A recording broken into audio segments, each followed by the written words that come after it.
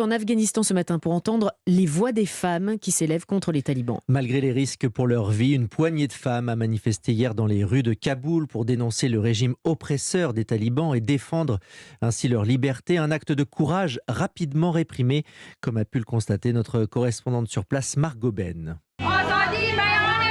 Dans les rues de Kaboul, tout enrubannées de bannières blanches, celles des talibans, un petit groupe de femmes manifestait hier demandant aux extrémistes de respecter leurs droits. Mais soudain, des talibans s'en sont pris à elles. Une jeune femme a été blessée. Tarmina, 32 ans, était parmi elles. L'un d'eux s'est approché de moi avec un air terrifiant.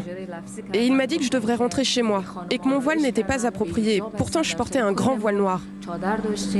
Depuis que les talibans se sont emparés de Kaboul il y a 3 semaines, les femmes ne peuvent plus travailler. C'est une mort lente. Ils veulent juste nous effacer du pays. Nabila Monawari est juge. Menacée par les talibans, elle change de logement tous les 3 jours avec son mari et leurs 2 enfants. Les talibans ont libéré tous les détenus de la prison. Certains étaient incarcérés pour avoir été violents avec leurs femmes, que j'aidais dans leur procédure de divorce. Maintenant, ces femmes sont en grand danger.